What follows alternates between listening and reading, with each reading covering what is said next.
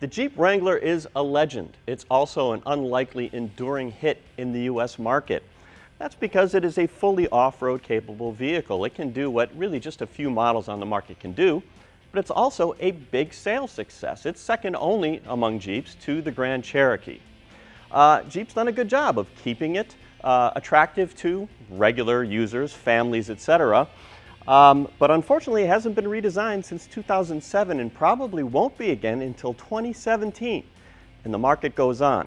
What I'm going to do, as a Wrangler fan myself, is give some humble suggestions to Jeep on what they should keep and what they should get rid of in the next redesign. The next generation styling is going to have to stick more or less to this, which has been around for decades. It's boxy, it's rugged. Part of the way it looks is functional. You see how close the wheels are to the bumpers? That is for off-roading purposes. You get a really steep approach and departure angle from that. That cannot change. As for some of the accents on the outside, things like the hood latches here, external hinges on the hood and the doors, those can stick around, and they should, because it says Wrangler and it makes it look authentic.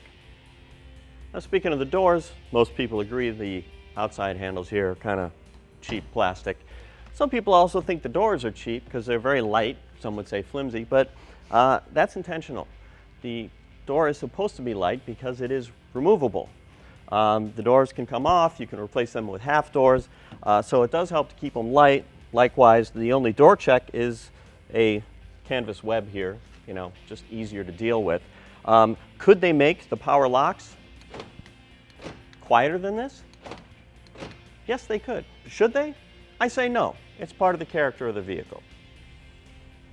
If the Wrangler in the next generation retains its shape as it is, I suspect the layout will be similar inside. One thing Jeep does have to do is increase the quality of the interior.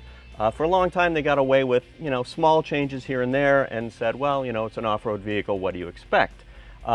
Made sense. But since then, the market has changed, and also Jeep has introduced the Cherokee, which starts $3,200 cheaper than this one, but has a nicer interior, especially things like the hard plastics here on the Wrangler. They need to go, be replaced by something softer.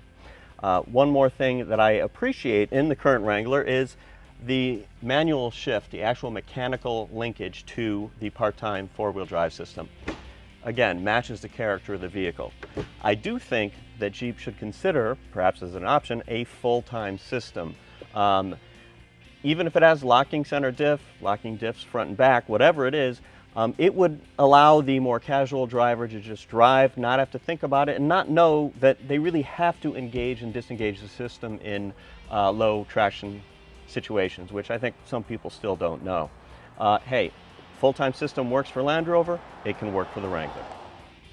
Off-road vehicles need full-size spare tires. The problem with them is they're very large, they take up too much space on the inside, or if you put them under the chassis, they ruin your departure angle. So it is on the back here, and having it on the back requires a swing gate like this, which is no one's favorite type of access to the back of an SUV.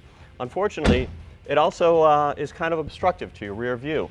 You've got the tire here, the center brake light here, and there's a housing for the wiper motor. Generally speaking, the rear view is not great. If Jeep wants to broaden the appeal of this thing, they're going to have to find some other way. I think they can do it. One more thing, even though the squared off shape of the vehicle makes the cargo area, the volume, actually not that bad, same thing applies here as in the inside. Because it's body on frame and it rides so high, for the size of the vehicle on the outside, you might expect more on the inside. There's one thing that I absolutely love about the Wrangler that Jeep should never change. Every Wrangler is a convertible. It is arguably the most open-air vehicle on the market. You can put your entire family in it. There's really nothing else like this, especially if you get the half doors that really open it up. So they have to hold on to that, of course. Now, you might have noticed some convertible Wranglers in the past because of a soft top. You might not have known that this is also a convertible because it had a removable hardtop.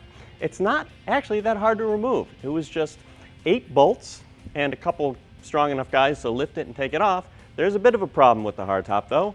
When you take it off, you gotta put it somewhere. Would I do it differently if I were Jeep? No. If you want the type that you can just leave on there and fold, get the soft top version. This works okay for me. There really is nothing else in the world like a Wrangler. Jeep has a pretty tough job ahead of itself to redesign this thing for its next generation. All manufacturers are going for better efficiency, higher quality, and better crash tests, and this definitely needs those. But they're trying to also preserve its capability and its legend. And that's a tough job. I've made a few humble suggestions. Maybe they'll listen.